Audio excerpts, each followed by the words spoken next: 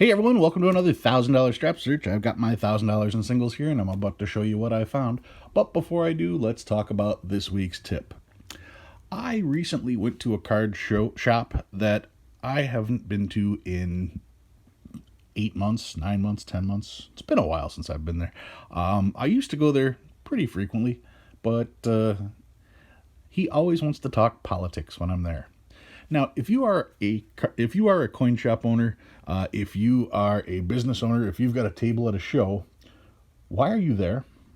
I'm assuming you're there to make money, which means everybody that walks through the door or everybody that walks up to your table is a potential moneymaker for you. So if you choose to attack that person's beliefs rather than take their money, that's a business flaw. Apparently, me and him have the complete opposite political ideas, and it was just embarrassingly funny, some of the comments that were coming out of his mouth, especially when you consider that he doesn't know me, and everything that he said was a direct representation of my life. Not my choice, but what I've been thrown into because of this pandemic. Anyway, just in one particular thing, I happened to ask him about the price of silver and what he thought. And his response was that, oh, silver's going to be skyrocketing. I said, what do you think silver's going to do in 12 months? Oh, it's going to be double. I said, well, I thought we were rounding the corner. And he says, oh, no, Biden just got in office. He's going to give everything away for free. And I said, well, I've been getting everything for free since March while I've been sitting on the couch unemployed because my job was taken away from me. So we've just gone 7 months of 25 million people getting everything for free.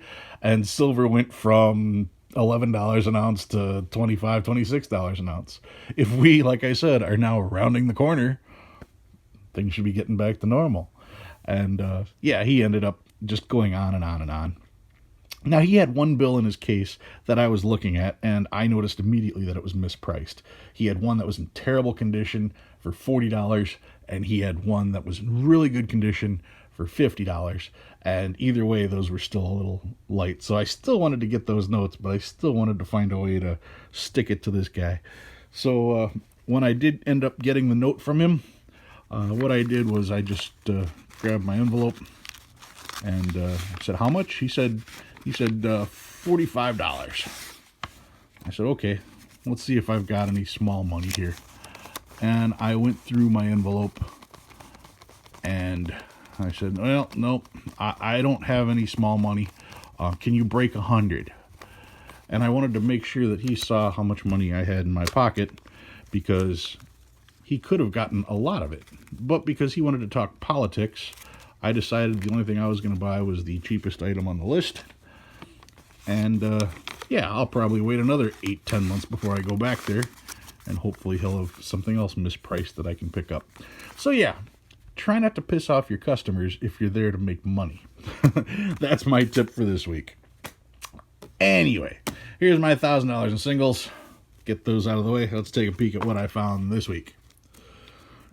First up, now at a glance, some people would think that this is an error, but if you look over here, you can see the letter representing the quadrant, but the plate number has been scratched off. If you look real close, you can kind of make out it looks like it was either a 5 or a 6 or something like that. That's exactly what happened, though. This was just damage to the note. This isn't an error note. It's simply damage. A lot of people see stuff like that and they go, oh, I found an error. No, that's not an error. That's just damage. So that's a spender. I did find a Where's George. Now, Where's George notes are interesting because I see www dot and I immediately assume that this mess of ink is Where's George. Now, I know it's a Where's George bill because on the back they also stamped it Where's George. But generally speaking, when you find a bill like this, what will have happened is somebody will have stamped the bill like that and it will have gotten wet and that will smear the ink. Now, the worst case scenario is you go to Where's George and you log the bill and it wasn't a Where's George bill. Well, congratulations. You are now the person to have logged a bill on Where's George. So no harm, no foul. Instead of finding somebody else's note, you now created your own note for someone else to find. All right, check this one out. This is a birthday note, 1950. It's from June 25th, 1950, and apparently it was used for food. So it's always interesting to see what people put on notes. All right, got some trinaries, 2s, 3s, and 4s on this one. 3s, 6s, and 7s here. 1s, 3s, and 7s. 5s, 8s, and 9s. 3s, 4s, and 7s. 1s, 2s, and 4s. And now we've got quads. I said it before, I'll say it again. I don't collect trinaries because they're worth money. I don't collect quads because they're worth money. I'm trying to find two notes with the same serial number, and it's much easier to save all my quads and trinaries than it is to save every single note that I've ever handled. It's a little tough to live if you're saving every single note you get. So yeah, I limit it just to trinaries and quads, and maybe I'll come across two of the same type there. This one's quads 7s. And then I got my stars. I actually had quite a few stars this time. This one's okay, not in the greatest.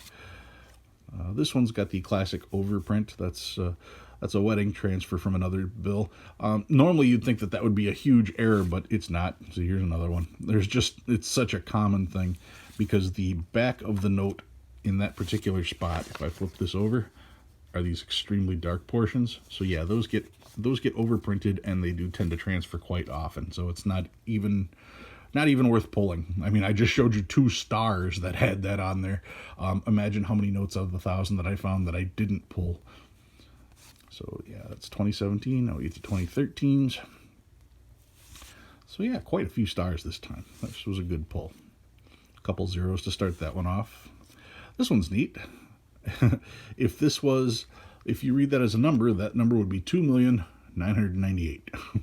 If that was a zero, we'd have a 998. That would be an official low number, but not quite. Still a star, still cool. 2006 star note. I did find some older notes. This one is 1999. Another 1999 here. Another 99. And yet another 99. 1995, making sure it's not a web note. And the oldest note in the group, this one is 1988.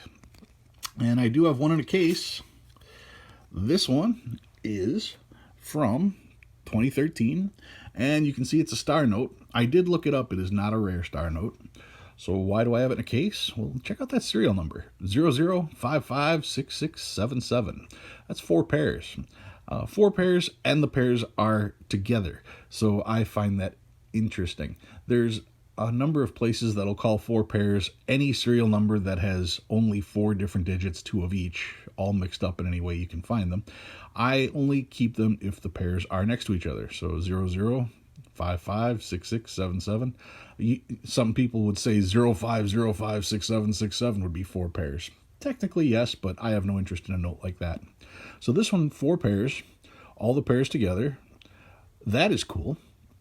They're in order, 0567. That's an upward ladder. That's pretty cool. And it's a star. So yeah, most people are grabbing stars right away and putting those away. Some people are collecting notes like this one with 4 pairs and thinking that's cool.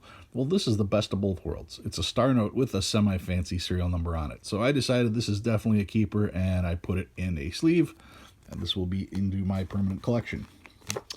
So, what did I bring out this week? Well, I brought out the note that I was talking about to start with. When I went in that shop, I saw a note that was crumpled up in a ball, basically, that he wanted $40 for, and I saw this note for $50 on the shelf, and even that was too cheap for this note. What do I have? This is an 1862 fractional currency. This is from the first series of fractional currency, so it's known as postage currency. And it says right across the top, furnished only by the assistant treasurers and designated depositories of the United States. This particular one is a 50-cent fractional currency, and you'll see that it is made up of what looks like 5 10-cent stamps. That's because it is technically postal currency. You can see on the bottom it says receivable for U.S. postage stamps at any post office. So it was designed by the post office for use at the post office, but that still makes it legal spending money. Now, in 1862, the Civil War was starting, and finding change was a very difficult process. That was the whole reason why the Treasury contacted the post office and said, hey, what can we do? So the post office made currency starting as low as 3 cents, going 5, 10, 15, 25, and 50 cents. So that way that we'd still have change to use. Because, well, let's face it, things didn't cost what they do today. It was really important to have 5 cents or 10 cents back then. Nowadays, if you have a pocket full of change and drop a dime, you're probably not even going to pick it up. But back then, that was dinner. Now, what makes this one so cool, like I said, is that particular design. You can see how it looks like 5 10-cent stamps. If you had the 10-cent currency from this particular series, well, that's exactly what it would look like. That's what it is, and I'll show you in my book how that is as well. Let's take a peek at the back of this here. Now, this one isn't in such good shape that you can actually read everything on it. Exchangeable for United States notes by any assistant treasurer or designated U.S. depository in sums not less than $5, receivable in payment of all dues to the United States less than $5. So the idea was, if you wanted to save these up, you could spend them in amounts up to $5 and not more. And then it says on the bottom, Act approved July 17th, 1862. So that is the 50-cent postage currency from 1862. Like I said, it's basically what you'd have if you had 5 of the 10-cent fractionals. But like I said, in 1862, it was still considered postage currency. Let's take a look at the book and see what the book says about it. Got this here. Pull that out. So there it is. First issue 50-cent note. Right there, you can see this particular one actually has the edges that make it look like a postage stamp where it was perforated. Mine has the straight edge, so you can see plain edges, and mine on the back had the monogram. In VG8, it's $40. In 12, it's $50. Very fine is $65. EF40 is $90. Mine is somewhere between those two. It's definitely higher than a 20, that's for sure. Mine is every bit as good as the one that's being pictured in this book. Now, like I said, when you take a close look at that postage currency there, if I flip back a couple pages to where the 10 cents are, there is the 10 cent. So you can see the 10 cent has one picture of George Washington with the 10s and the circles like that, and mine has 5. So that's just how they did it. 5 10s is 50 cents. And then you can see right over here, first issue was August 21st, 1862 to May 27th, 1863. They did do a total of 5 issues, so these went all the way until 1876. But mine being a first issue, 1864, 50 cent, that is pretty cool. That is one of the more desirable notes to have, so I am glad to have this with me. All right, that's what I've got for you guys this week. If you learned anything new, go ahead and hit that like button. If you like what you see and you want to see more, please subscribe. I love answering you guys' comments. Thank you very much for watching, and I'll see you again next week.